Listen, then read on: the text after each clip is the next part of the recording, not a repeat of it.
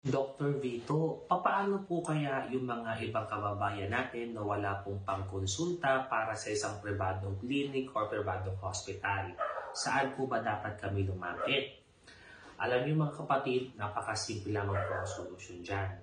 Number one, sa primary care level, pwede po kayong lumapit po sa nearest municipal health office or rural health office po kung saan po or unit kung saan po kayo makaka-avail po ng libreng check-up at may mga ibang gamot na available po sa kanila.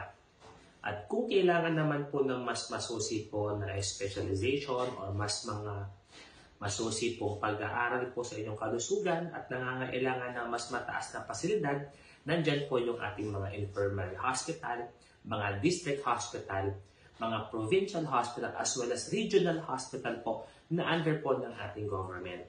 Kayo po ay libre po makakapunta sa mga lugar na yan